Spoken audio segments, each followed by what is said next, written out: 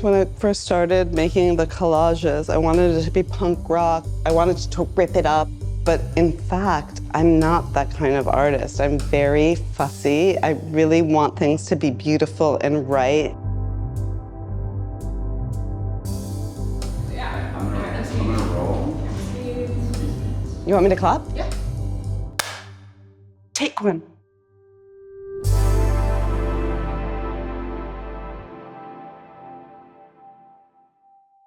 My name is Justine Kurland. I'm a photographer, or I have been a photographer for the last 30 years. In the last 5 years, I've started working in collage and painting.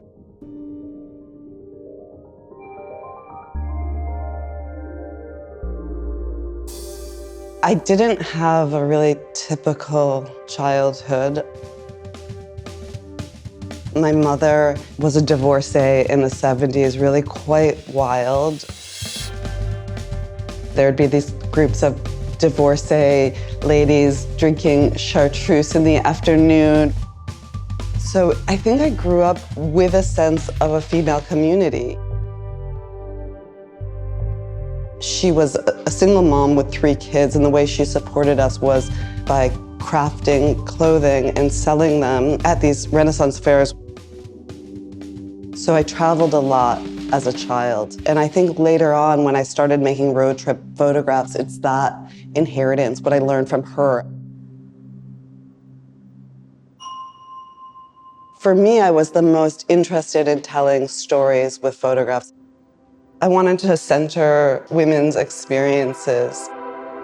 So I spent 7 years on the road, and I realized at a certain point that the mode of making the photographs, this idea of being the runaway, that I wanted to embody it in the making of the pictures. My generation, there was something called the after-school special, which was these cautionary tales of, teenage delinquency. There were these moralistic, don't do this, but of course when you're watching those, you want to be transgressive. Well, how do you know it's all baloney?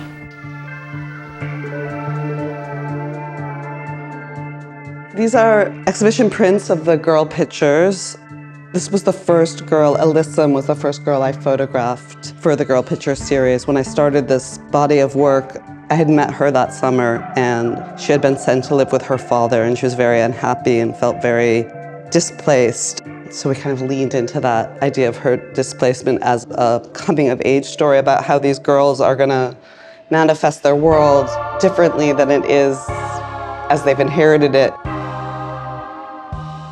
One of the reasons I photographed teenage girls is because they're still like 1 foot in childhood, and this joy of childhood and this sense of possibility, and that they also have the autonomy and the agency to go out into the world. So I would travel for months at a time. I would pull into towns. I would find teenage girls. I mean, it's miraculous that they were willing to get in my car to drive to remote locations. I mean, I would never allow my teenage daughter to go in the car with a stranger, but it was a different time.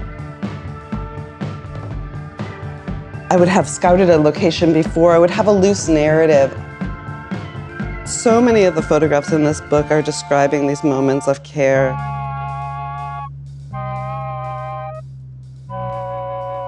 The Bathers was actually the first photograph that I made that really went to this utopic, pastoral moment. The imaginative space of their play was both part of the actual world that we live in, but also had this sense of fantasy and magic. This idea of imaginary spaces, I think, is such a powerful, actually political idea of the ability to see what we want to exist. If we can't imagine it, we can't manifest it. I photographed communes, I photographed mothers. I traveled with my son. As soon as he was 6 months old, we spent 8 months of the year on the road. As the pictures evolved, I went further and further into the natural world and thought about this analogy between the way we treat land, this kind of extractive, using it as a resource, thinking about women as baby machines. I had this real midlife crisis where I really wanted to self-reflect. I had to pry my fingers off the steering wheel because the truth is, it feels great to have the wind in your hair, you know? I went through this period of not really making anything and just really sitting with what I was doing. I didn't want to be walking in the footsteps of canonized white male photographers. And in this moment of really taking a reappraisal of my own position, I decided I had to get rid of my man library and cut up these books. The catalyst of it, even though I had been thinking about it for a while, was the SCUM manifesto. And SCUM stands for the Society of Cutting Up Men. And it's a satire, it's a hilarious book.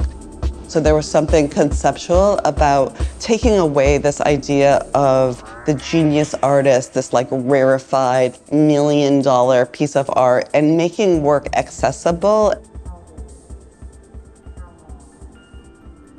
Collage as a way of centering the margins, thinking about ways fractures can form new unity.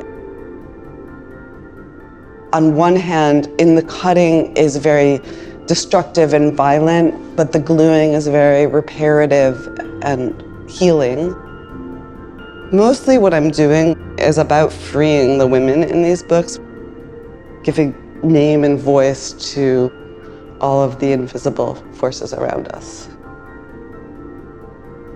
I've tried to use my platform to amplify others, to build the world that I want to live in, to think about how my work doesn't exist alone.